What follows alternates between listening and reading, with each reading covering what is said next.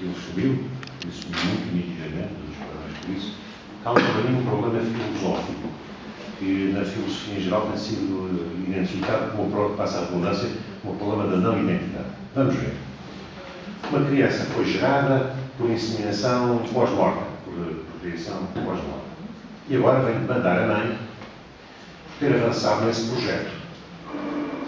A mãe arranja um advogado que conhece a teoria da não identidade e vai para o tribunal dizer o seguinte: para haver responsabilidade civil, seja por danos morais, seja por danos patrimoniais, é preciso que exista um dano. Ora, o dano é calculado por uma diferença entre a situação real lesiva e uma situação hipotética em que não existiria o dano. Só que, no caso, não existe essa situação hipotética com a qual confrontar a situação atual. Porquê? Porque se a mãe se tem vestido de procriar aquela criança não existia geneticamente.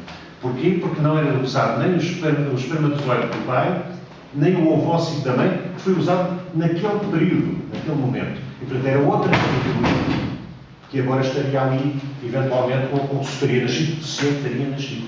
E, portanto, não havendo diferença entre uma situação real da criança que nasceu e uma situação hipotética de uma criança que não teria nascido, onde é que está o dano? Essa questão da quantificação do dano, especialmente a dano moral, é muito subjetiva e muito difícil de avaliação.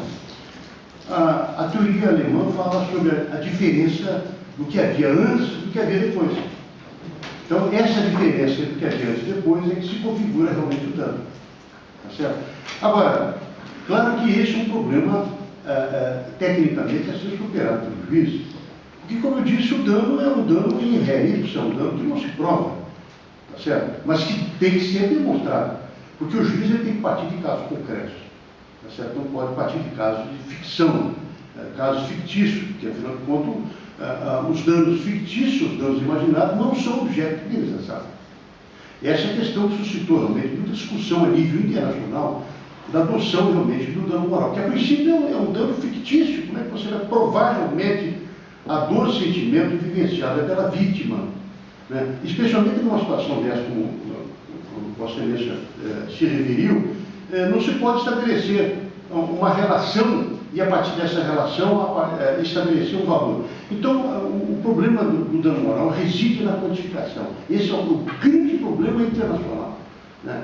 Eu tenho visto vários códigos civis, e o nosso código, especialmente, segundo até um comentário feito pelo professor Miguel Reale antes do seu falecimento, é que o Brasil perdeu uma oportunidade imensa de estabelecer uma questão de quantificação do dano moral, ou pelo menos parâmetros, uma ideologia ao juiz. Então, o juiz se vale de fatores eminentemente subjetivos. Então, realmente, essa é uma questão de alta complexidade para estabelecer um valor preciso. E eu perguntaria, e qual é o valor preciso? Eu tenho dito que o dano moral não indeniza nada, porque a indenização nos dá uma ideia de restituir ao status quo. Tá certo? Aí vem a questão também, e qual é a praxe indolores? Como avaliar a praxe indolores?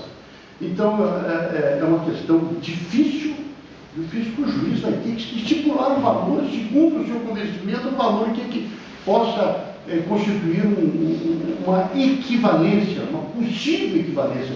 Mas eu tenho dito frequentemente que, por melhor e maior que seja o dano moral, a pergunta é: isso indenizou a pessoa? Eu falei: jamais. Porque nós nunca podemos medir com exatidão, com equivalência, a dor vivenciada pela pessoa. E no caso particular que você retratou, o juiz ficaria sem parâmetros, sem parâmetros referenciais. Mas quem tem que fixar o valor tem que fixar.